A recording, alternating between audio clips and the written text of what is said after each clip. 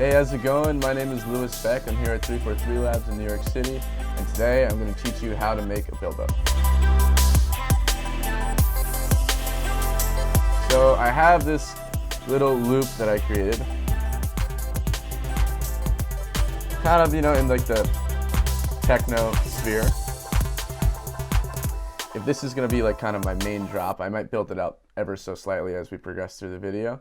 And so what I'm going to do is I'm just going to show you how to basically work from what we would call a breakdown in dance music, right? Which is when the energy drops out and then it starts to build back up, and to how to then get back into like peak energy. All right, so what I'm going to do is I'm going to hollow out this 8-bar space, and we're going to use that space to create the buildup. So I'm going to take all this information, paste it right over here. So the two main things that you're going to want to have available to you when you're working on a buildup is you're going to want to have 2 global return tracks. And the idea here is that you're going to want to have one of them be for a delay and the other one to be for a reverb.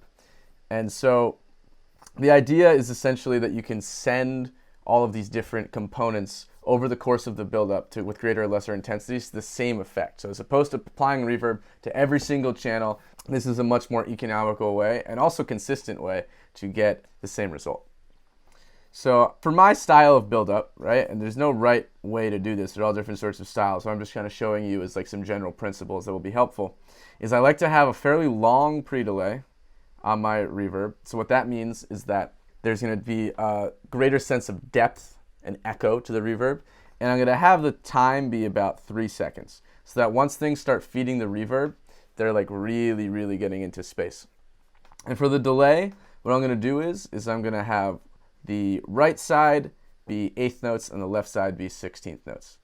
If you've ever seen Richie Hawtin DJ or heard any of his sets, one thing that he likes to do a lot of the time is on build-ups is to kind of mess with the echo and delay and throw things off kilter, then have them slam down. So we're going to sort of use that approach. All right, so there are a couple of ways to deal with the kick drum when it comes to a build-up. And what I'm going to do for this style of build-up is I'm going to put a high-pass filter on my kick drum, but I'm only going to turn it on for the build-up section. So I'm going to have it not on, and then just for right here on bar 9, which is going to be our sort of build-up, like our breakdown area, I'm going to have it come on. So the idea here is that you don't fully lose the energy of the kick, but also when you pull it back, it creates more tension. So let's just look and listen real quick what that sounds like.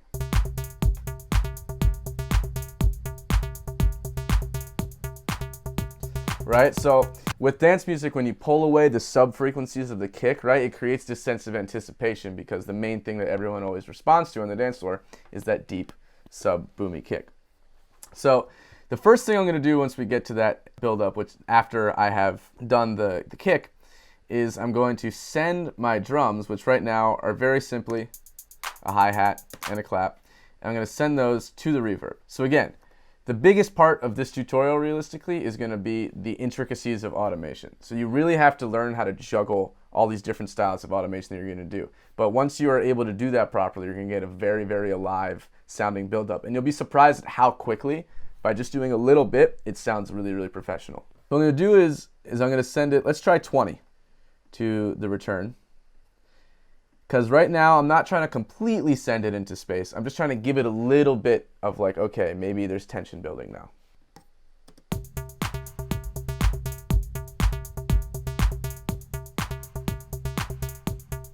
Yeah, that works. I'm going to do the same thing with this main lead synth.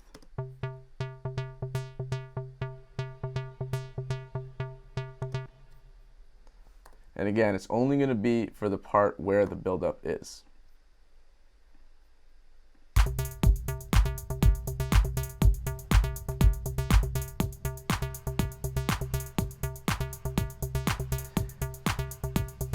And right now that clap is smearing a little bit too much into the reverb for my taste, so I'm actually going to reduce it a little because I just want it to be subtle.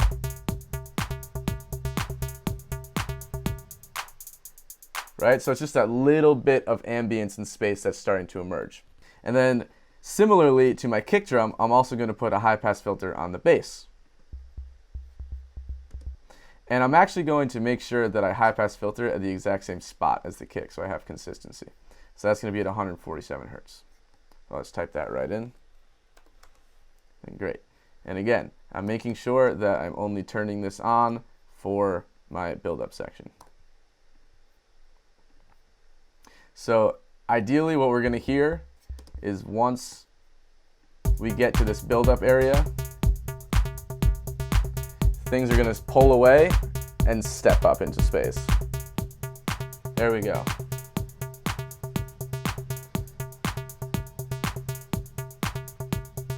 Now, since we're doing this over the span of 8 bars, you could of course do it over the span of 16 bars. We're going to try to like speed up the way that we're building tension. So this delay, normally I would wait 4 full bars to bring it in, but I'm thinking I'm going to start subtly introducing it on the drums 2 bars into it. So we really grow into it by the time we get to bar 13, which is going to be the 4th bar, or the start of the 5th bar of the build rather.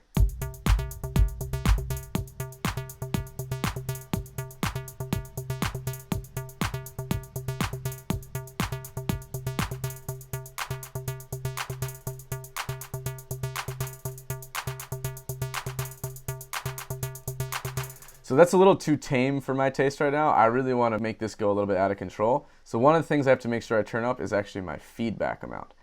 And remember, what feedback is on delay is the amount of delays. So the intensity of the delay effect, essentially.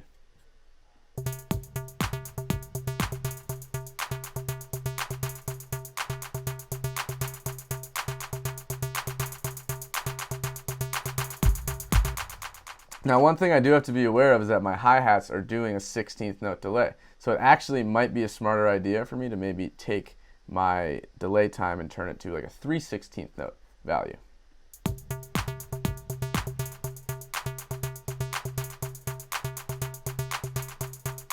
Yeah, so that way I actually hear the effect of the delay a little bit more, right? And now I'm going to also send my lead synth to the delay. And I'll start the delay send a little bit later on my lead synth, but I'm going to also curve it up so I can hear it more quickly.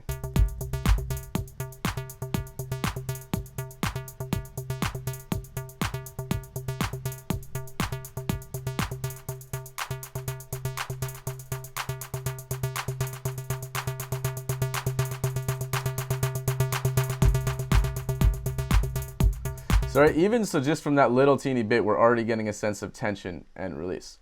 But before we go any further, something that's important to also realize is that when you're using return tracks, right, they are their own channel with their own rules and their own controls. So even though I'm taking the sends and turning them down for both the reverb and delay on both my drums and my lead synth, right, they're going to actually echo into the drop. And now if I don't want that and I want it to just like smash down and be really tight, what I actually have to do is I have to automate the sends off. So I'm going to do that. I'm going to mute the sends for 4 bars. So we'll get this.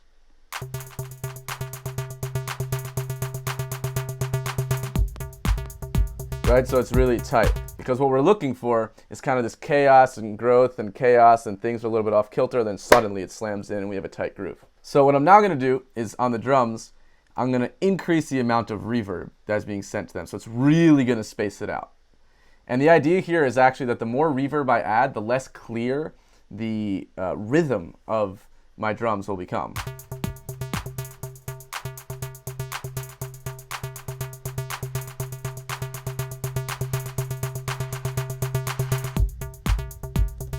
I might even have that go all the way up to 0 and I'll curve it, right, using my option command. And I'll do the same thing for my lead synth, where I'm going to have it surge into reverb. I'm a big fan of reverb surges and buildups.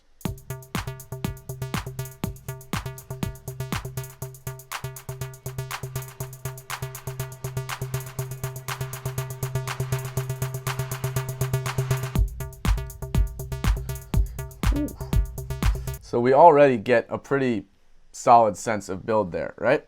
So just literally from using the delay and reverb sends alone and a little bit of high pass filtering, right, you can already get a pretty effective buildup. But let's say you want to go a couple steps further and really take it to the next level. One thing I like to do is I like to use a clap in reverb.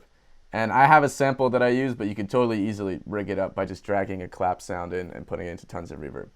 And I like to use it sort of halfway through the buildup to increase tension. So I'm going to add it right here on the 5th bar, the start of the 5th bar on the build up.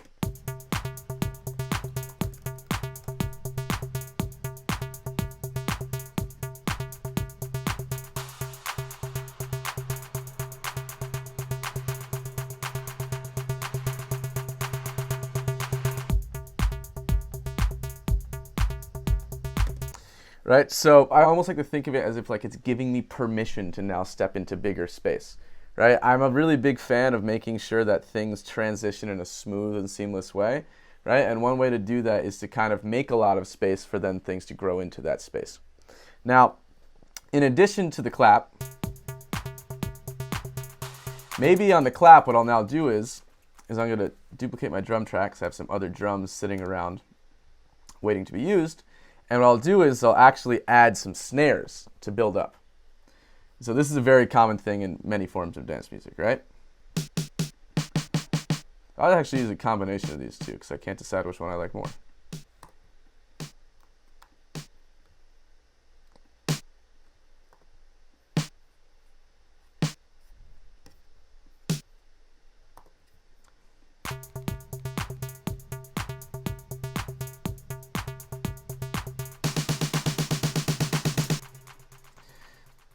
Now, there are a couple of different approaches you could take, right? You could just inject a ton of energy very suddenly by doing 16th notes. Or what you could do is you can maybe do it a little more progressively, right? And so you could start with 8th notes. If I was doing this over 16 bars, maybe I would start with a quarter note on the snare roll. But in this case, since we have to kind of do it in a quick amount of time, maybe I'll just start with the 8th notes.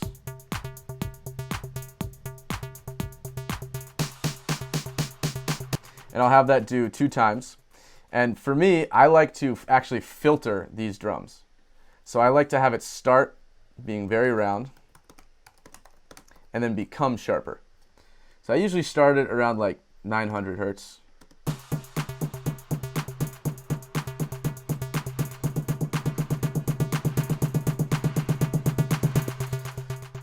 And so what I'll do is, of course, add automation, right? So I'll automate the frequency, and I'm going to use my option to make it curve up a little bit. A lot of the times in build-ups, I like the effect of like the exponential build, where it's getting stronger, stronger, stronger, and suddenly rises, as opposed to linear. Sometimes linear feels a little bit stale in terms of the growth of energy.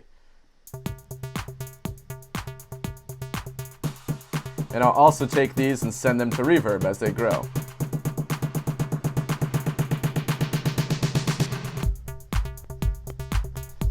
Right, so the cool thing is that as you send more and more things to the reverb itself becomes this really intense swell, and it's almost like you're adding white noise in a certain way, especially if you're filtering things open into it. Because literally, when you're sweeping white noise open, all you're doing is opening the frequencies higher and higher on something that has an even amount of tone across the whole thing anyway. So what kind of happens is you get the same result feeding the reverb, and it actually is kind of like cooler than white noise, at least for me. Now, that being said, if you want to use white noise, you absolutely could. And so you could, very easy to do that in Ableton. You can just open up Analog, the synthesizer. You can turn off the oscillators and just turn on the noise oscillator. Turn the color all the way up, so now you have full control over it with the filter. And then you could just draw in some noise. Now, if you're going to make noise sweep yourself, what's important to do is in the amplitude envelope, just make sure your sustain is at 100%, because you want it to be this even thing across. And all I'm going to do is, in the synth itself, just start the cutoff really low and sweep it open. Very easy. And I'm going to do it using my option command again, so I can bend the automation. So if we let's do it in solo.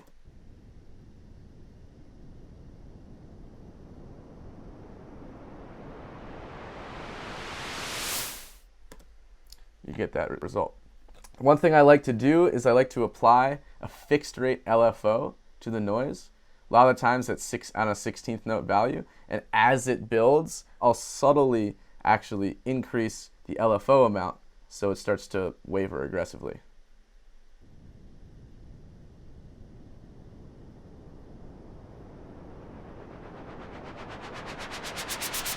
And it creates a nice little payoff. And so I'll take my release time also on the noise and turn it way down because I want it to just cut out. So if we listen to that now in conjunction with the build,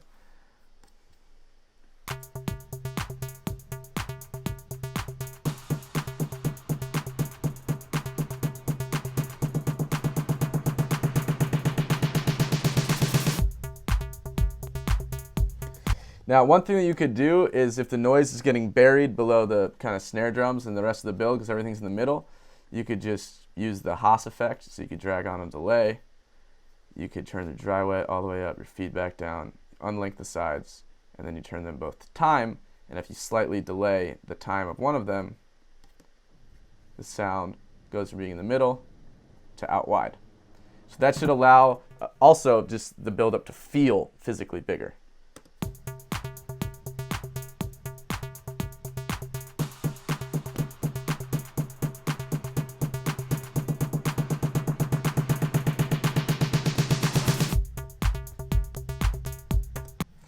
And then what I might also do is just, for the sake of consistency, I'll start the noise and a bunch more reverb, and then I'll actually just swell it into reverb as well. Right, so if we go back now to the maybe 4 bars before the start of this build-up.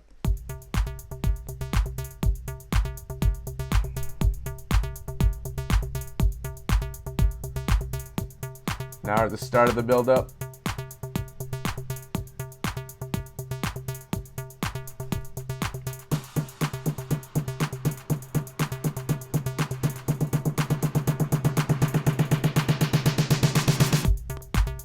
So a couple last little finishing touches you can put on just for fun would maybe be to take the last snares and actually roll them to like 32nd notes from 16ths, and maybe the final 2 roll them to 64th notes, just to really like kind of make it do weird cool things.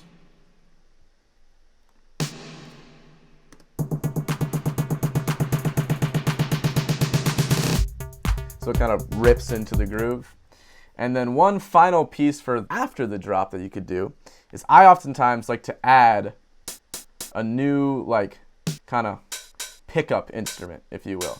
Like a new hi-hat or some sort of new rhythmic element that actually builds the sense of rhythm so it feels like we've really gotten somewhere with the build.